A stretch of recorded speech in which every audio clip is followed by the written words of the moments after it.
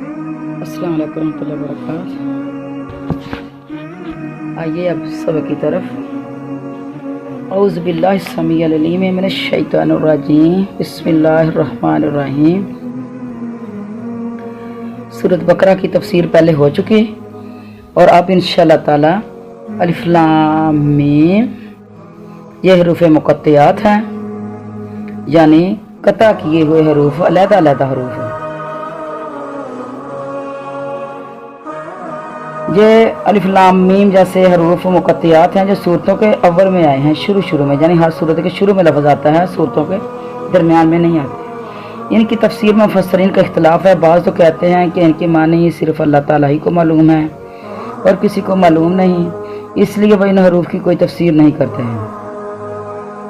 حضرت ابوبکر صدیق، حضرت عمر فاروق، حضرت عثمان غنی، حضرت علی، حضرت ابن مسعود رضی اللہ تعالیٰ عنہ سے یہی نقل ہے۔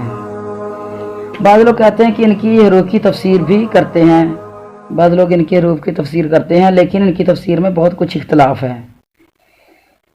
اور کچھ صحابہ کرام سے یہ چیز مروی ہے کہ جس صورتوں کے نام ہیں اکثر لوگوں کا اسی پر اتفاق ہے، جس طرح بخاری و مسلم کے حدیث میں ہے، جس میں رسول کریم صلی اللہ علیہ وسلم جمعہ کے دن صبح کی نماز میں الف لام میم سجدہ اور حل اتی علی الانسان دہر صورت یعنی پڑھتے تھے، یعنی ان کی وہ شروع والے الفاظ جو ہیں وہ بولے گئے ہیں۔ حضرت مجاہد رضی اللہ تعالیٰ فرماتے ہیں، یہ بہت بڑے مفسر القرآن ہے حضرت مجاہد بھی، الف لام میم ہا میم الف لام میم صاد اور صاد، یہ سب صورتوں کی ابتدا ہے جن سے صورتیں شروع ہوتی ہیں، اور انہی سے یہ بھی منقول ہے کہ یہ قرآن کے ناموں میں سے ایک نام بھی ہے۔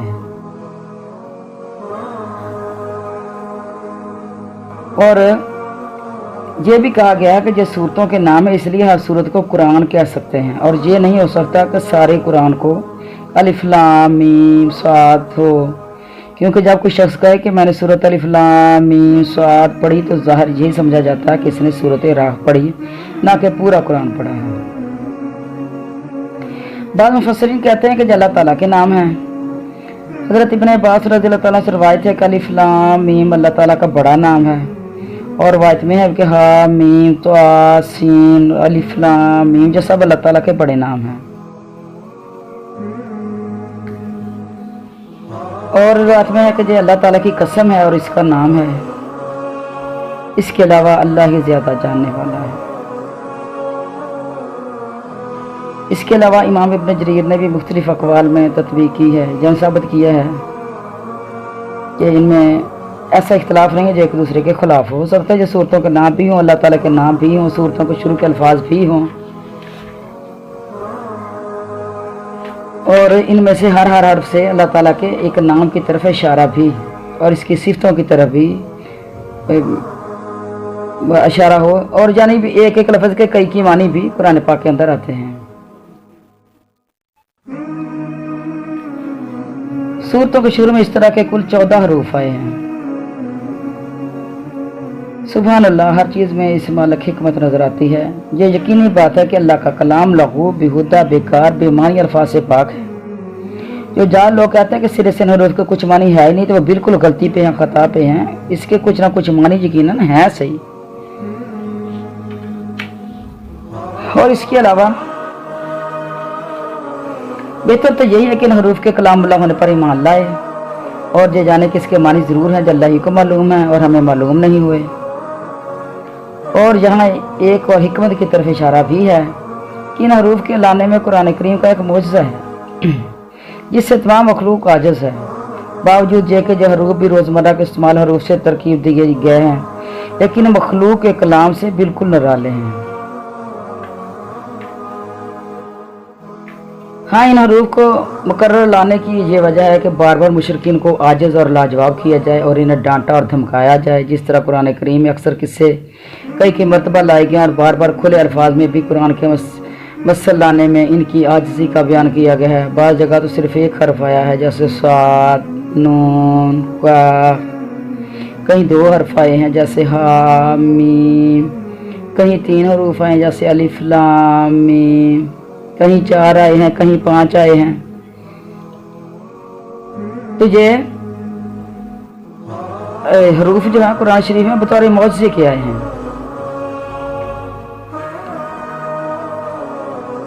लेकिन ये हरूफ जहाँ आए हैं तो ये सूरतों के शुरू में वहाँ कुरान करीम और कुरान की बुजुर्गी और बड़ाई बयान हुई है। चनाचे ऐसा ही जो 29 सूरतों में तकरीबन ये हैं। तो वाक़या हुआ है कि अलिफ लाम मीम ज़ालिकल किताबु ला रैब फीह, उसके बाद यानी किताब की बड़ाई बयान हुई है। और फिर अगली एक और जगह पे अलिफ लाम मीम अल्लाहु ला इलाहा इल्ला हुवल हय्युल क़य्यूम नज़्ज़ला अलैकल किताब बिल हक़ मुसद्दिक़न लिमा बैना यदैहि, यानी इसके अंदर भी अल्लाह ताला की बड़ाई बयान की गई। अलिफ लाम मीम साद किताबुन उन्ज़िला इलैका, इसके अंदर भी किताब की बड़ाई बयान की गई। इसके अलावा जितनी भी आयात हैं इन हरूफ मुक़त्तियात से शुरू होती हैं तो उनके अंदर अल्लाह और कलाम पाक की बड़ाई बयान की गई है। अल्लाहु आलम, अल्लाह ज़्यादा जानता है। लेकिन अगर हम ज़्यादा छान फटक के पीछे पड़ेंगे तो कहीं कुफ्र के नज़दीक ना चले जाएं।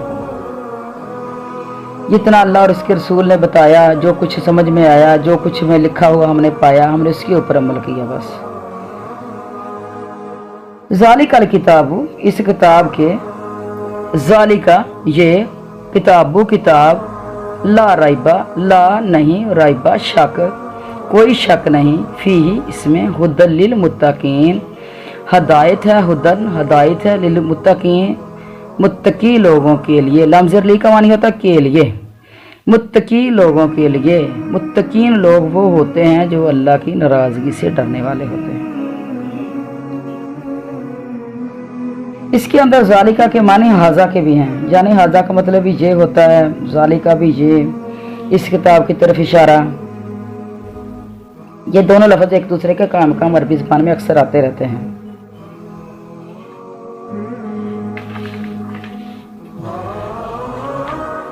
ये किताब जो है, किताबों से मुराद कुरान करीम है।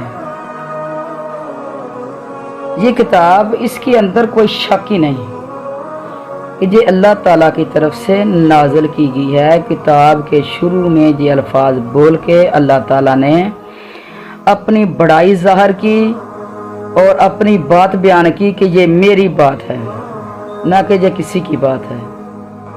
और इसके अंदर शक भी नहीं लाना, यानी ऐ मुसलमान लोगों, पढ़ने से पहले इसी जुमले को पर गौर करो। इस किताब के अंदर शक नहीं, जो जो बातें इसके अंदर बयान की गई हैं उनके ऊपर ला महल्ला अमल, ईमान, साबित कदमे, ये सारी चीज़ें होनी चाहिए। लेकिन अगर हम किताब को पढ़ें और उसके ऊपर सिर्फ ईमान और फिर अमल कुछ भी नहीं, इसका मतलब यह है कि शक है, यानी क़यामत का जिक्र है। जिस तरह हम आगे पढ़ते हैं इंशाल्लाह, तो बिलग़ैब का जिक्र है और इस तरीके से बाकी जो इसके अंदर अहकामात हैं, तो हम उनको फिर बजा नहीं लाते, करते नहीं हैं वो काम। इसका मतलब ये है कि हमें अल्लाह की किताबुल्लाह के ऊपर कामिल यकीन नहीं, और या फिर अस्तग़फिरुल्लाह राइब है, शक है इसमें। मुत्तकीन की पहचान हज़रत इब्न अब्बास फरमाते हैं, मुत्तकी वो हैं जो ईमान लाकर शिरक से दूर रहकर अल्लाह ताला के अहकाम बजा लाएं। एक और रवायत में है कि मुत्तकी लोग वो हैं जो अल्लाह ताला के अज़ाबों से डरकर हदायत को नहीं छोड़ते और इसकी रहमत की उम्मीद रखकर इसकी तरफ से जो नाज़िल हुआ इसे सच्चा जानते हैं। हज़रत हसन बसरी रज़ियल्लाहु ताला अन्हु फरमाते हैं, मुत्तकी वो है जो हराम से बचे और फ़राइज़ जो हैं वो बजा लाएं। अब हदायत की पहचान क्या है? हदायत के माने तो हैं दिल में ईमान पैवस्त हो जाने के, दिल के अंदर ईमान आ गया, पक्का हो गया, पैवस्त हो गया, चिपक गया दिल के साथ।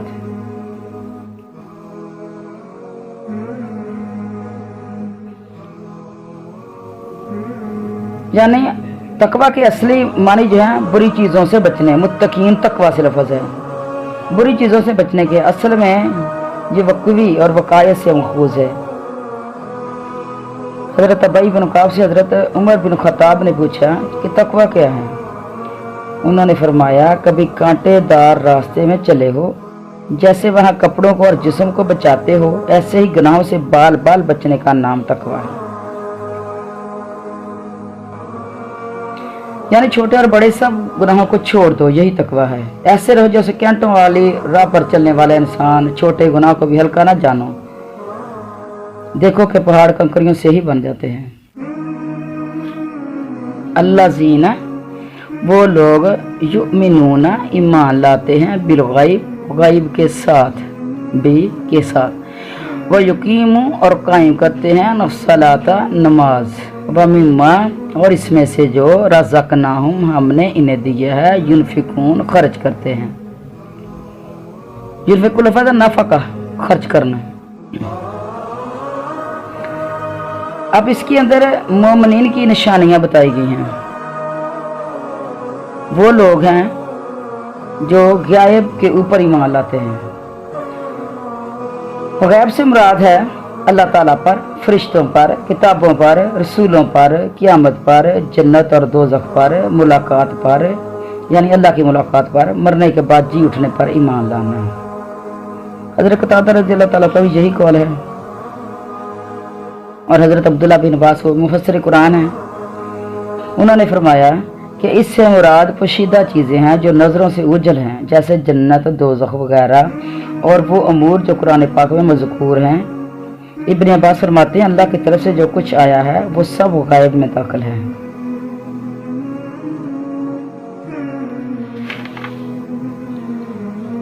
ایک اور حدیث میں ہے، رسول کریم صلی اللہ علیہ وآلہ وسلم نے ایک مرتبہ صحابہ سے پوچھا تمہارے نزدیک ایمان لانے میں کون زیادہ افضل ہیں؟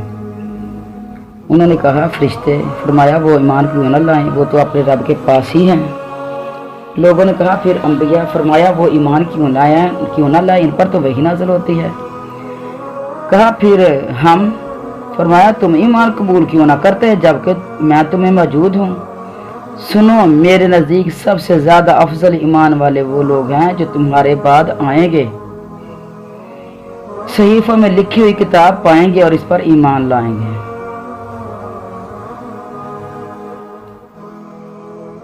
یؤمنون بالغیب، یہ غیب کے اوپر ایمان ہوگا۔ ویقیمون الصلاۃ، اور نماز کو قائم کرتے ہیں۔ یقیم لفظ قائم سے ہے، صلاۃ نماز، صلاۃ درود کو بھی کہا جاتا ہے، صلاۃ کا معنی دعا بھی ہے۔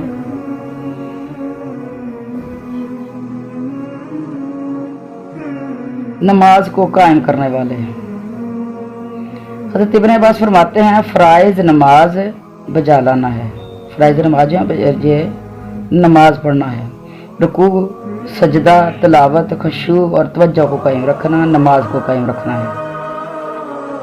حضرت قتادہ فرماتے ہیں وقتوں کا خیال رکھنا، وضو اچھی طرح کرنا، رکوع صحیح کرنا، سجدہ پوری طرح کرنا، اقامت الصلاۃ ہے۔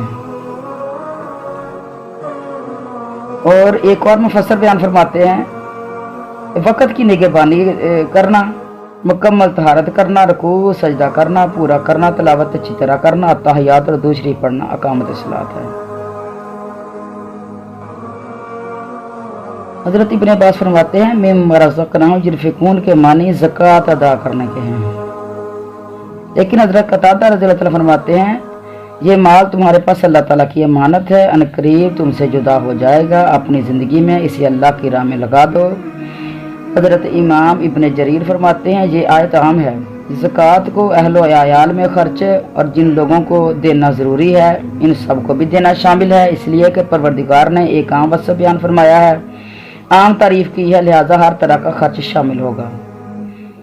اور انہوں نے فرمایا کہ میں کہتا ہوں قرآن کی اکثر جگہ نماز کا اور مال خرچ کرنے کا ذکر ملا جلا آتا ہے، اس لیے نماز اللہ کا حق اور اس کی عبادت ہے، اور اس کی توحید، اس کی ثنا، اس کی بزرگی، اس کی طرف جھکنے، اس پر توکل کرنے، اس سے دعا کرنے کا نام ہے۔ اور خرچ کرنا مخلوق کی طرف احسان کرنا ہے جس سے انہیں نفع پہنچے، اس کے زیادہ حقدار اہل و عیال اور غلام ہیں، پھر دور والے اجنبی، لہٰذا واجب خرچ اخراجات فرض میں داخل ہیں، یعنی سارا کچھ ہی اس کے اندر واجب بھی، غیر واجب بھی، فی سبیل اللہ بھی، خوشی سے بھی، ناخوشی سے بھی، فرض زکوٰۃ بھی، سارا کچھ ہی اس کے اندر شامل ہے، اللہ کے راستے میں خرچ کرنا۔ والذین، اور وہ لوگ युमिनूना ईमान लाते हैं, बीमा इस पर जो उनजिला उतारा गया इलैका तेरी तरफ, वमा और जो उनजिला उतारा गया मिन कबलिका तुझसे पहले, कबल पहले, व बिल आखिराती और आखिरत पर हम वही युकिनून यकीन रखते हैं।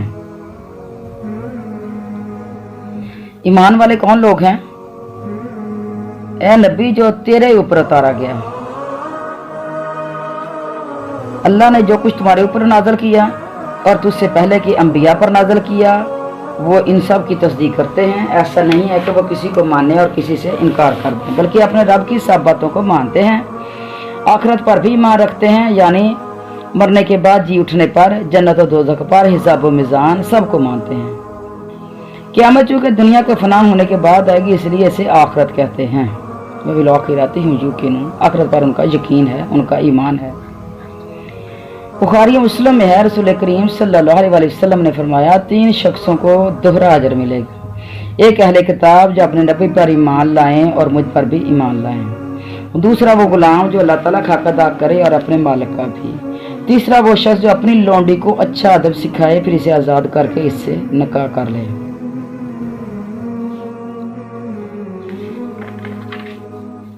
सब नबियों के ऊपर ईमान लाना, सारी किताबों के ऊपर ईमान लाना। हर ज़माने में अल्लाह ताला ने अंबिया कराम को भेजा,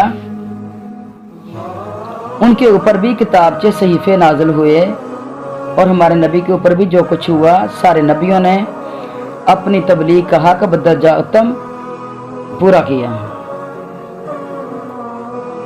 और फिर आखिरत के ऊपर यकीन पक्का होना चाहिए कि आखिरत आएगी, हमारे अमाल का बदला हमें मिलेगा। अच्छे अमाल वाले को अच्छे अमाल का बदला अच्छा, और बुरे अमाल वाले को बुरे अमाल का बुरा बदला मिलेगा।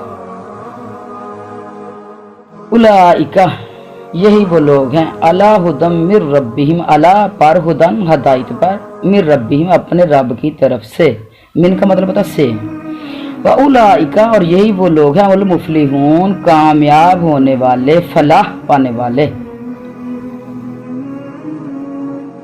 हदायत याफ्ता लोग, यानी वो लोग जिनके औसाफ पहले बयान हो चुके हैं। मसलन गाय पर ईमान लाना, नमाज को कायम करना, अल्लाह के दिए हुए में से देना, हुजूर सल्लल्लाहु अलैहि वसल्लम पर जो इतरा इस पर ईमान लाना, आपसे पहले जो किताबें उतरी इनको मानना, और आखिरत पर यकीन रख कर वहाँ काम आने के लिए नेक अमाल करना, बुराइयों और हरामकारियों से बचना। यही लोग हदायत याफ्ता हैं, जिन्हें अल्लाह ताला की तरफ से रोशनी मिली, हदायत की बसीरत मिली, बयान और बसीरत हासिल हुआ, और इन्हीं लोगों के लिए दुनिया और आखिरत में फलाह व नजात है। एक मरतबा रसूल अकरम सल्लल्लाहु अलैहि वसल्लम से सवाल हुआ, सहाबा कराम ने किया कि अल्लाह के रसूल, कुरान की बाज़ आयतें तो हमें ढारस देती हैं और उम्मीद कायम करवा देती हैं, और बाज़ आयतें कमर तोड़ देती हैं, करीब होता है कि हम नाउमीद हो जाएं। आपने फरमाया, लो मैं तुम्हें जन्नती और जहन्नमी की पहचान साफ साफ बता दूं। फिर आपने अलिफ लाम मीम से मुफलिहून तक पढ़कर सुनाया, ये तो जन्नती हैं। साहबा ने खुश होकर फरमाया, अल्हम्दुलिल्लाह, हमें उम्मीद है कि हम इन्हीं में से हैं। और फिर हमारे नबी ने इससे आगे पढ़कर इन अल्लाज़िना काफरू से पढ़कर मुफलिहून तक, अजीम तक तिलावत फरमाई। इन अल्लाज़िना काफरू से लेके अजीम तक तिलावत फरमाई, और आपने फरमाया जे जहन्नमी हैं। उन्होंने कहा, अल्लाह का शुक्र है कि हम ऐसे नहीं हैं। ये इब्ने अबी हातिम ये हदीस मौजूद है और ये सही हदीस है।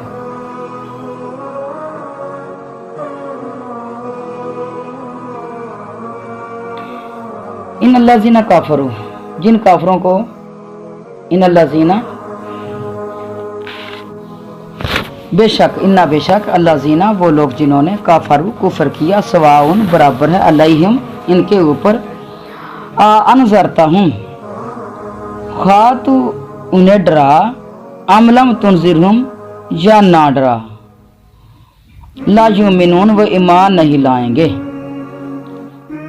बदकिस्मत लोग हैं जो हक को छुपाने के आदी हो चुके थे, हक को पोशीदा करने के आदी हो चुके थे। इनकी किस्मत में यही है कि इन्हें ना आपका डराना सूदमंद है और ना ही ना डराना।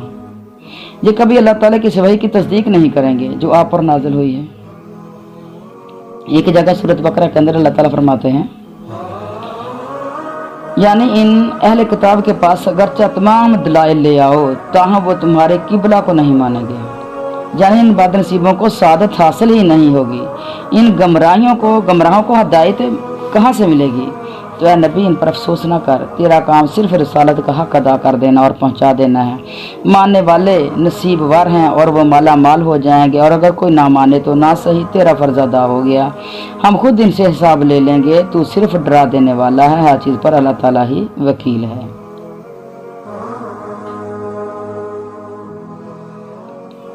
حضرت عبداللہ بن عباس رضی اللہ تعالیٰ عنہ فرماتے ہیں کہ حضور علیہ السلام کو اس بات کی بڑی ہرس تھی کہ تمام لوگ ایماندار ہو جائیں اور ہدایت قبول کر لیں، لیکن پروردگار نے فرمایا کہ یہ سعادت ہر ایک حصہ میں نہیں ہے، یہ نعمت بٹ چکی ہے، جس کے حصے میں آئی وہ آپ کو مانے گا، اور جو بدقسمت ہرگز اطاعت کی طرف نہ جھکیں گے۔ بس مطلب یہ ہوا کہ جو قرآن کو تسلیم نہیں کرتے، وہ کہتے ہیں ہم اگلی کتابوں کو مانتے ہیں، انہیں ڈرانے کا فائدہ ہی نہیں، اس لیے وہ تو خود اپنی کتاب کو بھی حقیقتاً نہیں مانتے، کیونکہ اس میں تو ماننے کا عہد موجود ہے، کیونکہ ان کی کتابوں کے اندر آ چکا تھا کہ آخری نبی محمد علیہ السلام آئیں گے اور ان کو ماننا ہے، ان کی اتباع کرنی ہے، پھر ان کتابوں کی پیروی چھوڑ کے ان کی پیروی کرنی ہے۔ تو جب وہ اس کتاب کو، اس نبی کی نصیحت کو نہیں مانتے جس کے ماننے کا اقرار کر چکے، تو بھلا وہ اے نبی تمہاری باتوں کو کیا مانیں گے؟ ختم اللہ، مہر لگا دی اللہ نے۔ ختم کا مطلب تھا مہر، ختم کر دینا کام، مہر لگا دی۔ علی قلوبہم، علی پر، قلوب ہے قلب کی جمع، ان کے دلوں کے اوپر، وعلی سامعہم، اور ان کی سماعت، سننا، ان کے کانوں کے اوپر مہر لگی، وعلی ابصارہم، اور ان کی نگاہوں کے اوپر، بصارت سے لفظ ہے جی، بصر، ابصار نگاہیں، بصر ایک نگاہ تو ابصار نگاہیں، غشاوۃ بھاری پردہ ہے، ولہم، اور ان کے لیے ہے عذاب، عذاب عظیم، بہت بڑا عذاب ہے ان کے لیے۔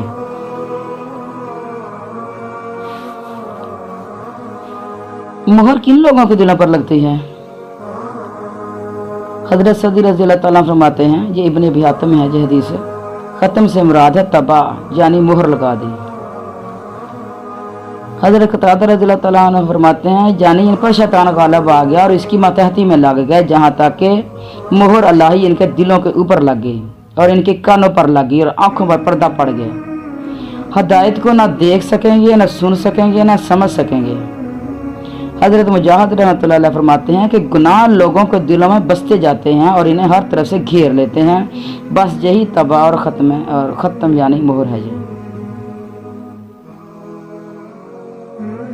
ایک دفعہ حضرت مجاہد رضی اللہ تعالیٰ نے اپنا ہاتھ دکھا کر کہا کہ دل ایک ہتھیلی کی طرح ہے اور بندہ کے گناہ کی وجہ سے وہ سمٹ جاتا ہے اور بند ہو جاتا ہے، اس طرح کہ ایک گناہ کیا تو گویا ایک انگلی بند کی، یعنی وہ دکھا رہے تھے کہ چنگیا چھوٹی انگلی جو ہے وہ بند ہوگی، پھر دوسرا گناہ کیا دوسری انگلی بند ہوگی، جہاں تک ساری انگلیاں بند ہوگی، اب مٹھی بالکل بند ہوگی جس میں کوئی چیز داخل نہیں ہو سکتی۔ اس طرح گناہوں سے دل پر پردے پڑ جاتے ہیں، مہر لگ جاتی ہے، پھر بھی اس پر کسی طرح حق اثر نہیں کرتا۔ اور ایک اور روایت میں ہے کہ مطلب یہ ہوا کہ تکبر کی وجہ ان کا حق سے منہ پھیر لینا بیان کیا جا رہا ہے، جیسے کہا جاتا ہے کہ فلاں شخص اس بات کے سننے سے بہرا بن گیا ہے، مطلب یہ ہوتا ہے تکبر اور بے پرواہی کر کے اس نے اس بات کی طرف دھیان ہی نہیں دیا۔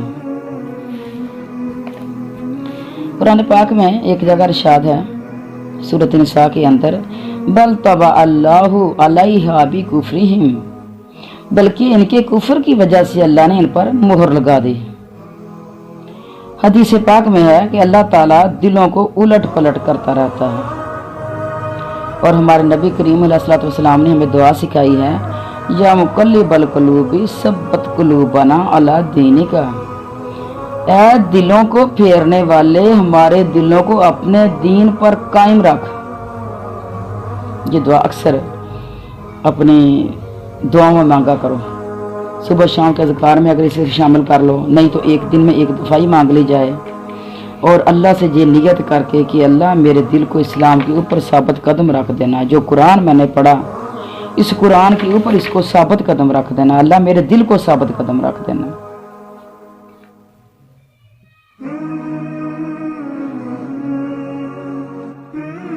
حضرت حذیفہ والی ایک حدیث میں کہ رسول کریم صلی اللہ علیہ وسلم نے فرمایا دلوں پر فتنے اس طرح پیش ہوتے ہیں جیسے ٹوٹے ہوئے بورے کا ایک ایک تن کا، جو دل نے قبول کر لیتا ہے اس میں ایک سیاہ نقطہ لگ جاتا ہے، اور جس دل میں یہ فتنے اثر نہیں کرتے ان میں ایک سفید نقطہ ہو جاتا ہے، جس کی سفیدی بڑھتے بڑھتے بالکل صاف سفید ہو کر سارے دل کو منور کر دیتی ہے، پھر اسے کبھی کوئی فتنہ نقصان نہیں پہنچا سکتا۔ اس طرح دوسرے دل کی سیاہی جو حق قبول نہیں کرتا پھیلتی جاتی ہے جہاں تک سارا دل سیاہ ہو جاتا ہے، اب وہ الٹے کوزے کی طرح ہو جاتا ہے، نہ اچھی بات اسے اچھی لگتی ہے، نہ بری بات معلوم ہوتی ہے اسے، نہ برائی اس کو جانی بری لگتی ہے۔ امام ابن جریر فرماتے ہیں فیصلہ وہی جو حدیث میں بات آ چکی ہے کہ مومن جب گناہ کرتا ہے اس کے دل میں ایک سیاہ نقطہ ہو جاتا ہے، اور جب وہ باز آ جائے تو توبہ کر لے اور رک جائے تو وہ نقطہ مٹ جاتا ہے اور اس کا دل صاف ہو جاتا ہے، اگر وہ گناہ میں پڑ جائے تو سیاہی پھیلتی جاتی ہے جہاں تک سارے دل پر چھا جاتی ہے۔ یہی وہ رانہ ہے جس کا ذکر اللہ تعالیٰ نے قرآن پاک میں کیا ہے سورۃ المطففین میں، کل بل رانہ علی قلوبہم ما کانوا یکسبون، یقیناً ان کے دلوں پر رانہ ہے، ان کی بدعمالیوں کی وجہ سے زنگ لگ گیا، رانہ کا زنگ لگنے کو زنگ لگ گیا ہے۔ تو معلوم ہوا کہ گناہوں کی زیادتی دلوں پر غلاف ڈال دیتی ہے، اس کے بعد مہر الہی لگ جاتی ہے جسے ختم اور تباہ کہا جاتا ہے، اب اس دل میں ایمان کے جانے اور کفر کے نکلنے کی کوئی راہ باقی نہیں رہتی۔ تو زنگ تو آپ کو پتہ ہے کہ اگر یہ ہماری کسی چیز کو لگ جائے تو وہ بھی جلدی نہیں کھولتا، اس کو بھی وہ بڑے بڑے وہ سنی اور ہتھیار ڈال کے اور پلاس ڈال کے کھولنا پڑتا ہے، وہ پیچکس کے وہ تو بس کی بات ہی نہیں رہ جاتی۔ تو یہ ہماری روزمرہ کی زندگی کی چیزوں کو زنگ لگ جائے وہ بھی بڑا مشکل ہو جاتا ہے، اور جب دلوں کو زنگ لگ جائے تو پھر تو اور بھی زیادہ اللہ کی ناراضگی آ گئی، تو وہ سارا قصہ ہی ختم ہو گیا۔ وَمِنَ النَّاسِ، اور لوگوں میں سے بعض مَن یقول، وہ ہیں جو کہتے ہیں آمنا باللہ، ہم ایمان لائے اللہ پر۔ اب دیکھیں لوگوں کی قسم، وبالیوم الآخر، آخرت کے دن پر، وما هم بمؤمنین، حالانکہ وہ مومن نہیں۔ لوگوں میں سے وہ لوگ بھی ہیں جو کہتے ہیں ہم اللہ پر ایمان لائے، آخرت کے دن پر ایمان لائے، حالانکہ وہ مومن ہیں ہی نہیں۔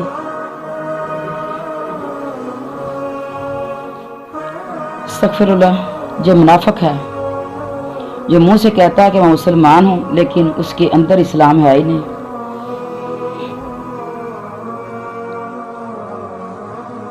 منافقین کی پہچان اور اس کی ابتدا دراصل نفاق کہتے ہیں بھلائی ظاہر کرنے اور برائی کے پوشیدہ رکھنے کو۔ بھلائی ظاہر میں بھلائی ہے اور جو برائی وہ کر رہے ہیں وہ پوشیدہ ہے۔ نفاق کی دو قسمیں، اعتقادی اور عملی۔ پہلی قسم کے منافق تو ابدی جہنم ہے، یعنی جن کا اعتقاد ہی یہ ہے کہ اللہ کے نبی جو ہیں بس کچھ بھی نہیں مانتے ہی نہیں، وہ دل سے ہی، تو وہ تو ہیں اعتقادی۔ اور کچھ لوگ وہ ہیں جو مانتے ہیں لیکن ان کا عمل نہیں بتاتا کہ وہ مانتے ہیں، تو میرے خیال میں تو جو آج کے مسلمانوں کے اوپر ہی یہ آیت لگ رہی ہے۔ دوسری قسم کے جو بدترین مجرم ہیں ان کا بیان تفصیل کے ساتھ ہے، انشاءاللہ پھر کسی جگہ پہ ہوگا، اس طرح بہت زیادہ تفصیل اس کی لمبی ہو جائے گی، لیکن تھوڑا سا آپ کو بتایا جائے کہ منافق کا قول اس کے فعل کے خلاف، اس کا باطن اس کے ظاہر کے خلاف، اس کا آنا اس کے جانے کے خلاف ہوتا ہے، اس کی موجودگی جو ہے وہ اس کی عدم موجودگی ہوتی ہے، یعنی اس کی عدم موجودگی کے خلاف ہوگی، جو موجودگی میں بات کرے گا وہ عدم موجودگی میں نہیں ہوتی اس کی بات ہے۔ نفاق مکہ شریف میں نہیں تھا بلکہ اس کے الٹ تھا، کچھ لوگ دل سے مسلمان تھے لیکن وہ ظاہر نہیں کرتے تھے۔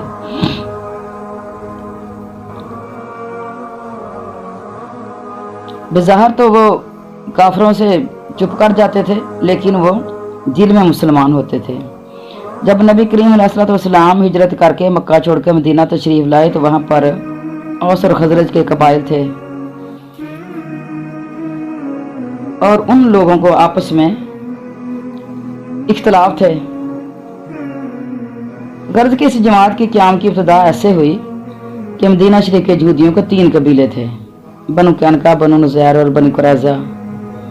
बनु कैनका तो खजरज के हलीफ और भाई बंदे बने हुए थे, बाकी 2 का भाईचारा औस से था।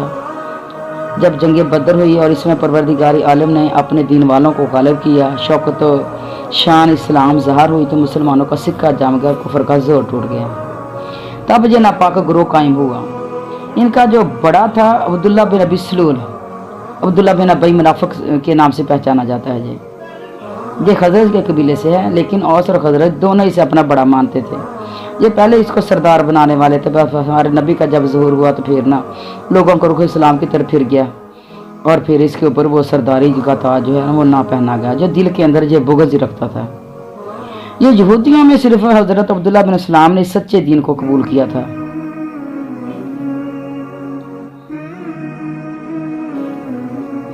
लेकिन ये ख़ार तो इनके दिलों में था ही, इस्लाम की रोज़ अफजूं तरक्की में लड़ाई और कामयाबी से मखबूत हवास बना दिया, जाने पागल हो गए। अब इसने देखा कि यूँ काम नहीं चलेगा, इसने बाज़ार इस्लाम कबूल कर लिया और बातिन में काफिर ही रहने की ठानी। और इसकी एक जमात भी थी, मुनाफिकीन की एक जमात भी थी, और ये उनका साथ देता था अब्दुल्ला बिन अबई मुनाफिक। तो अल्लाह ताला ने इनके लिए आयात उतारी थी कुरान पाक के अंदर कि मुनाफिक तेरे पास आएंगे। सूरत मुनाफिकून के अंदर है इनकी ज़्यादा वजाहत है कि मुनाफिकून आएंगे तेरे पास, कहेंगे कि हमारी गवाही है। मुनाफिक आते हैं तेरे पास, कहते हैं कि हमारी गवाही है, आप अल्लाह के रसूल हैं, अल्लाह ताला जानता है कि तू इसका रसूल है। लेकिन चूँकि हकीकत में मुनाफिकों का कौल है इनके अकीदे के मुताबिक ना था, इसलिए इन लोगों के शानदार और तकीदी अल्फाज के बावजूद भी अल्लाह ताला ने इन्हें झुठला दिया।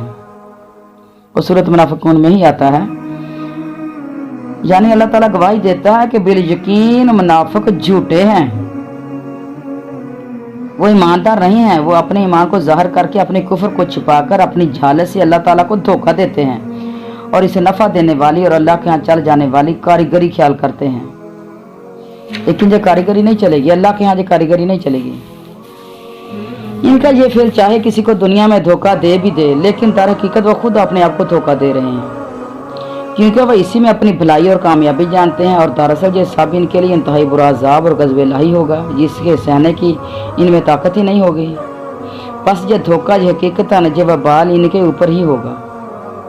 वो जिसके अंजाम को अच्छा जानते हैं वो इनके हक में बुरा और बहुत ही बुरा साबित होगा। इनके कुफर, इनके शक और इनकी तकज़ीब की वजह से इनका रब इनसे नाराज़ होगा। लेकिन अफसोस इनका शऊर ही नहीं, इनको पता ही नहीं, ये अपने अंधेपन में ही मस्त हैं। ये सिर्फ ला इलाहा इल्लल्लाह का इज़हार करके वो अपनी जान और माल का बचाव करना चाहते हैं। ये कलमा इनके दिलों में जागज़ी नहीं होता। और मुनाफिकों की यही हालत है, ज़बान पर कुछ और दिल में कुछ, अमल कुछ, अकीदा कुछ, सुबह कुछ और शाम को कुछ। कश्ती की तरह जो हवा के झोंके से कभी इधर हो जाती है कभी उधर हो जाती है। ये आयात तो मुनाफिकों के लिए उतरी हैं, लेकिन हम देखें कि कहीं हम तो नहीं इनमें शामिल। अल्लाह और उसके रसूल के हुक्मों को दिन रात पढ़ते हैं, समझते भी हैं, जानते भी हैं। कुछ लोग जानते ही नहीं, कुछ लोग समझते ही नहीं, कुछ लोगों को पता ही नहीं कुरान के अंदर क्या है। वो तो हो गए जिसे जहल कहा जाता है अरबी में, जाने ना जानने वाले। लेकिन कुछ लोग जानते बूझते हुए भी इससे इनकारी हैं। अच्छा, कुछ लोग कुरान को हिफ्ज़ कर लेते हैं सारे के सारे को, लेकिन अमल कुछ भी नहीं, और उनको एक लफ्ज़ का भी पता नहीं होता कि हमने क्या पढ़ा। वो सिर्फ लफ्ज़ों को रट लेते हैं, बस लफ्ज़ ही याद किए उन्होंने, लफ्ज़ ही पढ़े उन्होंने, लफ्ज़ों को सीखा, सिर्फ रीडिंग सीखी उन्होंने बस, और उससे आगे कुछ भी नहीं। ऐसा ना हो कि हम कहीं उन लोगों में शामिल हो जाएं, सब अपनी अपनी खैर मनाएं, कुरान पाक के अंदर जो अहकामात हैं उनको समझने की कोशिश करें। जब दुनिया की दूसरी किताबें हम समझ लेते हैं तो ये भी समझने कोई मुश्किल नहीं है। ये तो अल्लाह ताला ने फरमाया, वलक़द यस्सरनल कुरान लिज़िक्र फ़हल मिन मुद्दकिर। अल्लाह ने तो इस जिक्र को समझने के लिए आसान बना दिया है। कोई फायदा उठाने वाला है, कुछ समझने वाला? अच्छा, आए अगली आयत की तरफ। फी कुलूबिहिम मरज़ुन फी में कुलूबी, कल्ब की जमा, हिम उनमें, उनके, हिम उनके, उनके दिलों में, मरजुन एक बीमारी है। कुम का मतलब होता तुम्हारे, हम उनके, मरजुन मर्ज बीमारी। फज़ादहुमुल्लाहु, अल्लाह ने और ज्यादा कर दिया, फज़ादा ज्यादा कर दिया, बढ़ा दिया, मरजन बीमारी में, वलाहुम और इनके लिए है, वाओ और लाहुम इनके लिए है, ला के लिए, हम उनके लिए, अजाबुन अजाब है, अलीम दर्दनाक अजाब। बीमा इस वजह से जो कानू यकज़िबून वो झूठ कहते हैं, यानी मुंह से कहते हैं हम ईमान लाए और अंदर ईमान नहीं, अमाल भी नहीं, अगर किए हैं तो वो दिखावे के, मुसलमानों को शर से बचने के लिए, और ईमान नहीं है उनके अंदर। तो अल्लाह ताला फरमाते हैं ये उनके अंदर नफा की बीमारी है। ये बीमारी से मुराद शक व शुबा की बीमारी है। हज़रत इब्ने अब्बास, हज़रत इब्ने मसूद, हज़रत और चंद साहबा कराम से भी यही मरवी है कि ये बीमारी जो है ये शक व शुबे की बीमारी है इनके अंदर। ये कोई बीमारी जिस्मानी बीमारी नहीं है। इन इस्लाम में शक की बीमारी थी कि शक पता नहीं, मुकम्मल ईमान नहीं था जाने इनके ऊपर, अल्लाह और इसके रसूल की बातों के ऊपर। अल्लाह ने इनके मर्ज को फिर और ज्यादा कर दिया। जो हक को जानना नहीं चाहता, अल्लाह से तौफीक नहीं मांगता, तो अल्लाह ताला फिर उसके मर्ज को और ज्यादा कर देते हैं, बढ़ता ही जाएगा मर्ज। जब सीखने के लिए नहीं आते, समझने के लिए नहीं आते, तो फिर यही मर्ज तुम्हें लगा रहेगा, फिर तुम्हें अल्लाह ताला तौफीकें देगा ही नहीं। वलहुम अज़ाबुन अलीम, उनके लिए बहुत बड़ा अजाब है। अजाब अलीम, अलिफ से जो अलीम होता है इसका मानी होता है दर्दनाक, और जो आइन से अलीम होता है उसका मानी होता है इल्म वाला। तो ये अलिफ से अलीम, अगर किसी ने अपने बच्चे का नाम रखना हो तो वो अलिफ से अलीम नहीं रखना, आइन से अलीम रखना है। तो और अब्दुल अलीम वो ज्यादा बेहतर नाम है, इसलिए उनको जो अजाब अलीम है कि वो झूठ बोलते हैं हर बात में। और एक हदीस ये भी है, कुरान पाक की आयत है बल्कि, कि ए नबी जब तुझे ऐसे पहचानते हैं जैसे अपनी औलाद को कोई पहचानता है। हम आगे आगे इंशाल्लाह पढ़ेंगे। यानी शक भी नहीं इनको पक्का पता है कि ये अल्लाह के रसूल आखिरी रसूल है, पूरी निशानियां इनके पास मौजूद हैं, लेकिन ये झुटला रहे हैं, खुद झूठ बोलते हैं। बुखारी शरीफ की एक हदीस है, नबी करीम अलैहिस्सलातु वस्सलाम ने फरमाया कि रसूल वसल्लम बाद मुनाफिकों को अच्छी तरह जानने के बावजूद भी कत्ल ना करने की वजह वही है। यानी मुनाफिकों को पता चल गया लेकिन कत्ल ना किया। बुखारी और मुस्लिम की रिवायत में है कि हज़रत सल्लल्लाहु अलैहि वसल्लम ने हज़रत उमर से फरमाया, मैं इस बात को नापसंद करता हूँ कि लोगों में जो चर्चे हों कि मोहम्मद रसूलुल्लाह सल्लल्लाहु अलैहि वसल्लम अपने साथियों को कत्ल कर डालते हैं। मतलब यह कि जो इराबी आसपास हैं, जो देहाती आसपास हैं, और जो वो लोग जो इस्लाम से बेबहरा हैं, इनको इस्लाम का पता नहीं, इन्हें यह तो मालूम ना होगा कि इन मुनाफिकों को पेशीदा कुफर की बिना पर इन्हें कत्ल किया गया है। इनकी नजरें तो सिर्फ ज़ाहरदारी पर होंगी। जब इनमें ये बात मशहूर हो जाएगी कि हुजूर अलैहिस्सलातु वस्सलाम अपने साथियों को कत्ल कर डालते हैं, तो वो खौफ है कि कहीं वो इस्लाम के कबूल करने से रुक ना जाए। हजरत इमाम शाफी ने एक वजह और भी बयान की है अपनी हदीस में। आप फरमाते हैं कि हुजूर अलैहिस्सलातु वस्सलाम का मुनाफिकीन को कत्ल करने से रुकने का सबब इनका अपनी ज़ुबान से इस्लाम को ज़ाहिर करना था। कि आप अलैहिस्सलातु वस्सलाम को इसका इल्म था कि इनके दिल और इसके उलट है, यानी ज़ाहिरी कलमा इस पहली बात की तरदीद करता था, जिसकी तायद में बुखारी मुस्लिम वगैरह की हदीसें भी पेश की जा सकती हैं। इसमें कहा गया है कि मुझे हुक्म दिया गया कि मैं लोगों से लड़ूं यहाँ तक कि वो ला इलाहा इल्लल्लाह कहें। जब उसे कह दें तो वो मुझसे अपनी जान और माल की अमान पालेंगे और इनका हिसाब अल्लाह इस्सो जल पर है। मतलब ये कि कलमा शरीफ के कहते ही ज़ाहिरी अहकाम इस्लाम इन पर जारी हो जाएंगे। अब अगर इनका अकीदा भी इसके मुताबिक है तो आखिरत वाला दिन निजात का सबब होगा, वरना वहाँ कुछ भी नहीं मिलेगा। लेकिन दुनिया में तो मुसलमानों के अहकाम इन पर जारी रहेंगे। गो ये लोग यहाँ मुसलमानों के सफ़ों में और इनकी फहरिस्त में नज़र आएंगे, लेकिन आखिरत में ऐन पुलसरात पर इनसे दूर कर दिए जाएंगे। ये भी सूरत हदीद के अंदर है तर्जुमा। ऐन आखिरत में पुलसरात पर इनसे दूर कर दिए जाएंगे। दुनिया में मुसलमानों को फहरिस्त में लिस्ट में रहेंगे और फिर दूर कर दिए जाएंगे। अंधेरों में हैरान और परेशान होते हुए आवाज़ बुलंद मुसलमानों को पुकार कर कहेंगे, क्या हम तुम्हारे साथ ना थे? लेकिन इन्हें जवाब मिलेगा, थे तो सही, मगर तुम फितनों में पड़ गए और इंतजार में ही रह गए और अपनी मनमानी ख्वाहिशों के चक्कर में पड़ गए, जहां तक हुक्म इलाही आ पहुंचा। गर्ज दार आखिरत में भी मुसलमानों के पीछे पड़े लिपटे रहेंगे, लेकिन बिलाखिर इनसे लाख कर दिए जाएंगे और इनकी उम्मीदों पर पानी फिर जाएगा। वो चाहेंगे कि मुसलमानों के साथ सजदे में गिर पड़ें, लेकिन सजदा ही नहीं कर सकेंगे, जैसे कि हदीस के में मुफस्सल बयान आ चुका है। और मसजीन, आपको पता ही है कि जिस जोड़ को मोड़ा ना जाए, वो एक ही जगह पर रहने दिया जाए, फिर वो मुड़ता भी नहीं है। ये दुनिया के अंदर एक तजर्बा है। और हम अगर काफी देर बैठी रहे ना एक ही हालत में, जे टांगों को सीधा लंबा करके या मरोड़ के, तो फिर जब उनको दूसरी हालत में करेंगे तो वो जल्दी जल्दी होती भी नहीं। और जिन लोगों ने सारी उम्र ही सजदा नहीं किया, अपनी कमर को फोल्ड नहीं किया, तो फिर उनकी कमरें तो तख्ता बन जाएंगी, फिर तो वो होंगी नहीं उस वक्त। बुखारी शरीफ की हदीस है, इन मुनाफिकों में सबसे ज्यादा मशहूर जो अब्दुल्ला बिन अबी सलूल था, जिसको अब्दुल्ला बिन अबी मुनाफिक भी कहा जाता है, हजरत ज़ैद बिन अरकम ने इनकी मुनाफिकाना खसलतों पर हुजूर सल्लल्लाहु अलैहि वसल्लम के सामने गवाही भी दी थी। बावजूद इसके कि जब वो मर गया तो हुजूर अलैहि वसल्लम ने इसके जनाजे की नमाज पढ़ाई और इसके दफन में शिरकत की। ठीक इसी तरह जिस तरह और मुसलमान साहबियों के साथ है, बल्कि हजरत उमर बिन खत्ताब ने जब हुजूर सल्लल्लाहु अलैहि वसल्लम को ज़रा ज़ोर से याद दिलाया तो आपने फरमाया, मैं नहीं चाहता कि लोग चेम गोइयाँ करें कि मोहम्मद अपने साहबियों को मार डाला करते हैं। यानी मारा भी नहीं और फिर जनाजा भी पढ़ाने के लिए तैयार हो गए।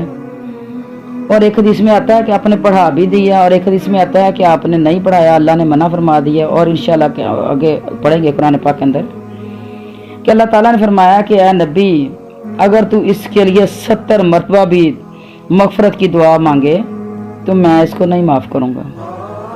यानी जिसको अल्लाह माफ़ ना करे उसको नबी भी माफ़ नहीं करवा सकता। और जो नमाज जनाजा होती है, ये दुआ होती है मुर्दे के हक़ में कि अल्लाह तो इसको माफ़ियाँ दे दे, इसके मग़फ़िरत फरमा दे, इससे दरगुजर फरमा दे। तो वो नमाज जनाजा जो है वो भी अल्लाह ताला इसके ऊपर अगर पढ़ी जाए या पढ़ी गई भी है तो अल्लाह ताला कबूल नहीं फरमाएंगे। आखिर दावाना अल्हम्दुलिल्लाहि रब्बिल आलमीन व मा अलैना इल्लल बलागुल मुबीन। इंशाल्लाह फिर मिलेंगे, फिर मुलाकात होगी।